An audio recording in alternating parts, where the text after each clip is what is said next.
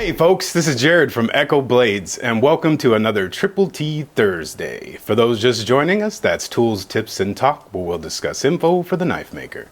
In this episode, I'm going to be teaching Dennis how to screw up Damascus. Today we're going to try to do an explosion pattern mosaic Damascus.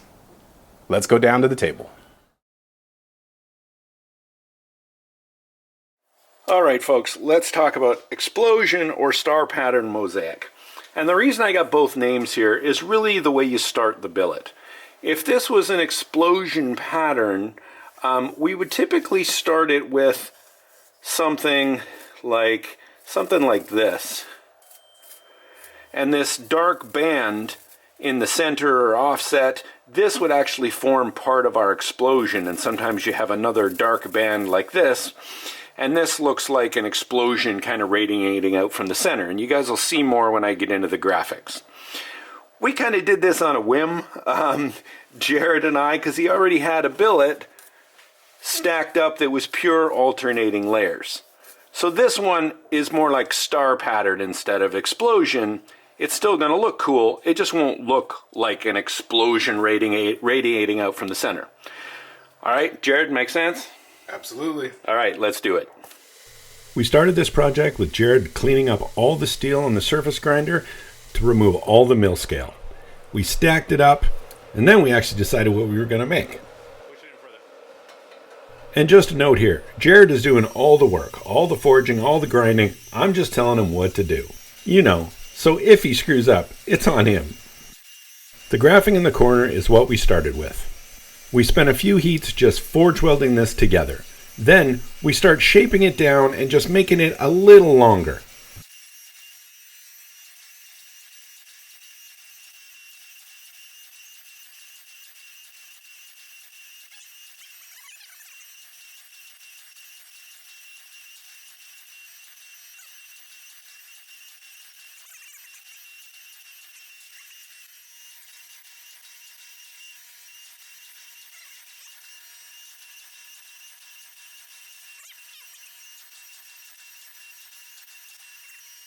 The billet started getting a little off square, so here we're just hitting it on the corners just to re-square it up a little bit.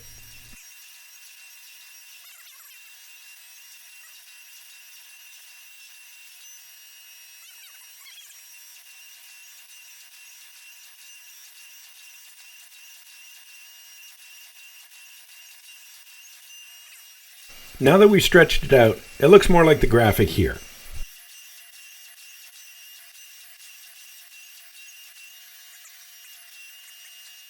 The next step is to put C's in the billet, and we start by squaring off the corners in the squaring dies. It'll look something like this.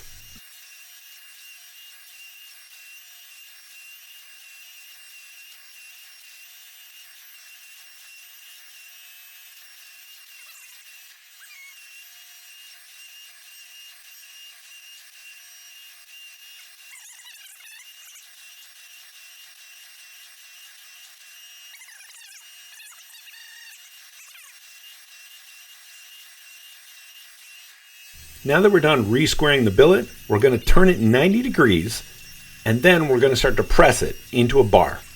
And when we're done, it's going to look something like this.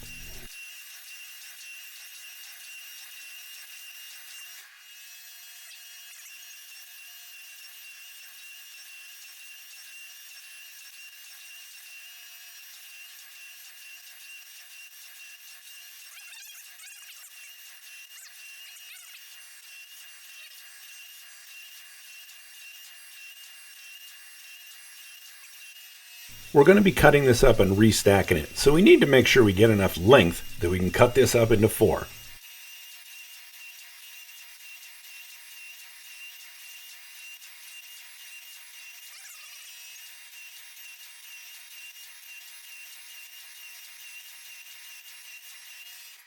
Here's the end piece cut off and etched. Here's where things were a little off. Although that end cut looked really nice, the other end looked more like S's. So it looks like Jerid got it a little twisted as we went down the billet, but it all turns out well. All right, Jerid, so here is your first restack all cut up. He numbered the 1, 2, 3, 4, so he knew where they went. So now for the restack on these, it's really important to keep the same alignment. So these ends all go together. So you're gonna pull those up like this and accordion it like that, so that all of these ends should now line up. And when we go to do the before we do the final weld, we're going to make sure that these are all lined up. It's more important that these are lined up with each other than, it doesn't matter if they're offset a little. What matters is this pattern lines up, because you want this to flow. If this is off like this, that's fine, and the forge weld will get it fixed. But we'll line up the pattern. But for now, we just wanted to etch the ends, because now he's got to go and grind all the interior surfaces. All right, so what I would do is renumber these with something like a scribing pen that is not going to come off. Jerid stacked up these pieces and aligned the patterns as best we could. Now it's time to forge weld them together. What we've got is a pattern something like what's in the corner.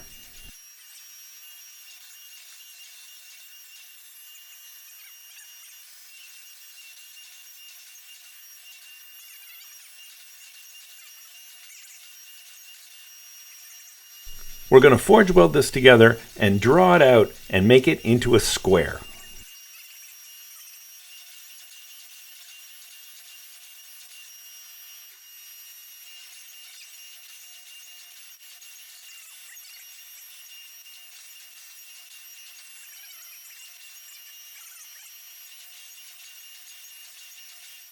We're using kiss blocks here just to make sure we get it in a perfect square and it's even all the way on all sides.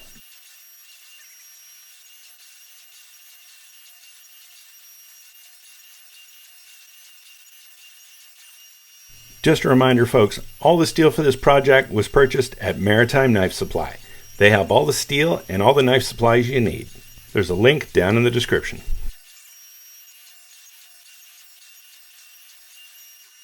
Now we've switched to the squaring dies. We're going to take our square and turn it 45 degrees and re-square it. That's going to change the pattern from this into this.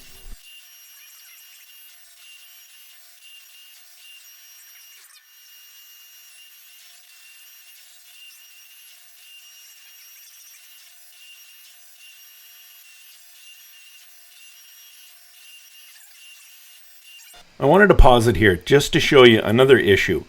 You see the flat spot, how it kind of wanders and twists a little bit down the billet? This also gives us some problems later.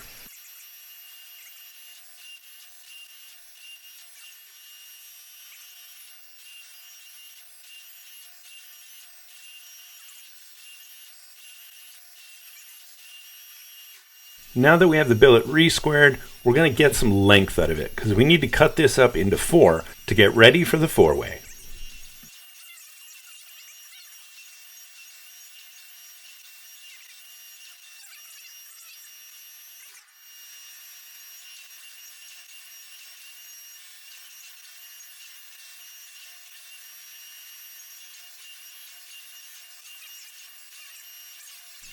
Those high-pitched squeaky voices you hear in the background, that's me giving Jerid instruction as he goes through this.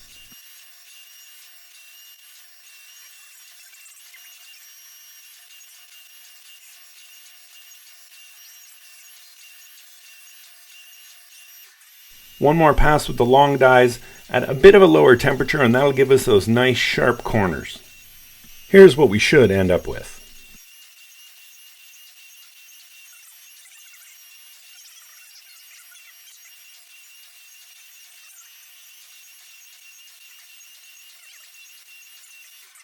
So I mentioned the re-squaring wasn't quite as uniform down the billet, and it actually kind of twisted a little bit. You can see here, this is the end of the billet that didn't get re-squared as much as we wanted. But don't worry, folks, we still get a cool pattern in the end. So now we've taken the pattern that you see in the corner, cut it up into 4, and then rotated each of those pieces 90 degrees to give a pattern like this.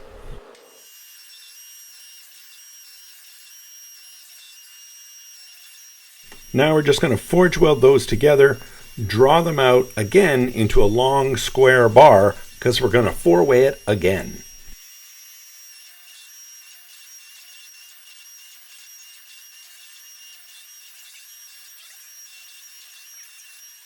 By far, the trickiest part of this pattern is the re-squares, because if you don't get those correct, it really affects the rest of your pattern.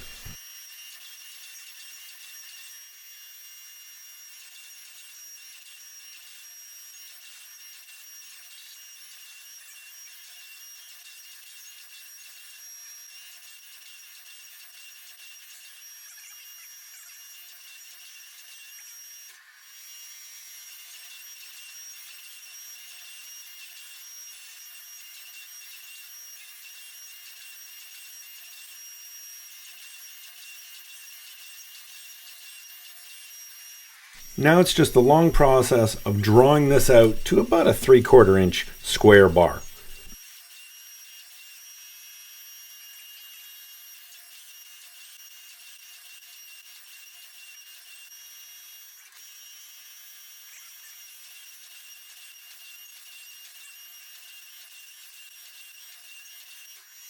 You'll notice every once in a while Jerid gets these kind of bananaed. That's because he's holding the billet at a bit of an angle coming out of the press, and that's giving it that arc. If you hold the billet exactly flat coming out of the press, it actually stays pretty straight. But that's all right, it's easy to correct.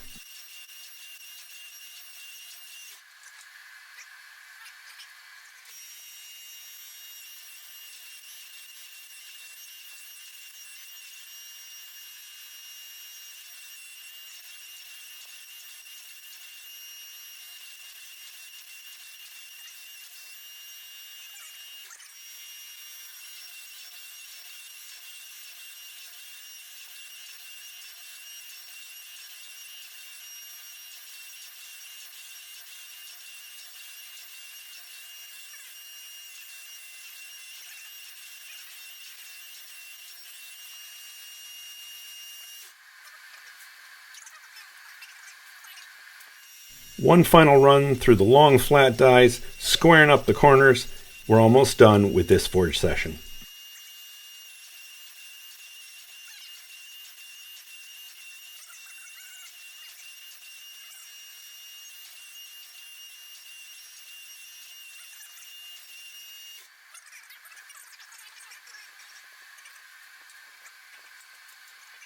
This is our first real look at what the pattern's going to come out to be. It looks really cool. You definitely see that star effect. Good job, Jerid. We're basically repeating the last step. We cut it up into 4 and we've 4-wayed it again. And this is so that you don't get just one big star on the side of your billet. Now you get lots of little stars and it just looks a little cooler.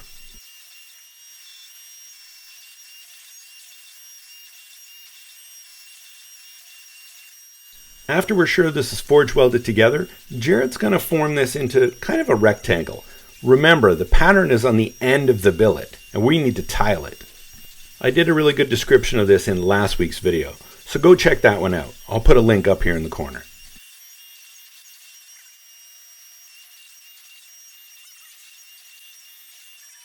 Jerid has cut up his billet into about 40-degree angles, and here they are laid out over some sacrificial steel, and he's welding them up. This ensures that we get a great forge weld and we don't need to use any flux.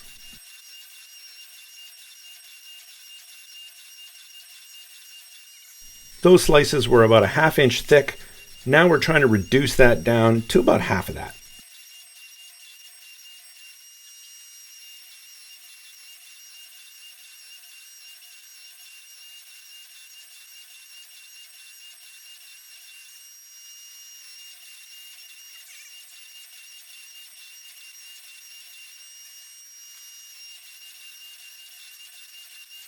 So we're almost done forging this.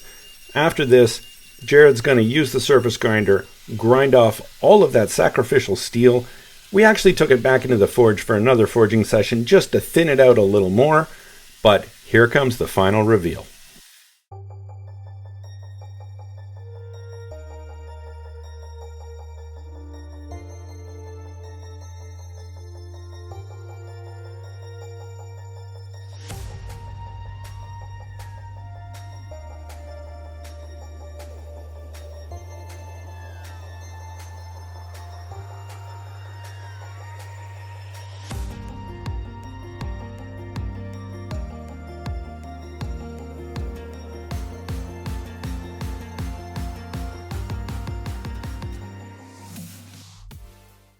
All right, Jerid, so you managed to complete your mosaic Damascus, your star pattern. What did you think?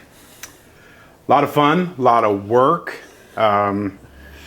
Developed a tremendous amount of respect for the pros like Dennis over here who do this stuff and make it look fantastic. But very educational, and I had a great time. Thank you, Dennis. You happy how it turned out? I'm ecstatic about it. I'm mind blown. I'm looking forward to see what you make from it. All right. Thanks, guys. We'll see you on the next one. Why is it now that thing's on? Welcome to my world. Jeez, man. Damn it. I could do this all day in the living room. Today, Dennis is going to try to... Jesus. This is horrible. You had all the words.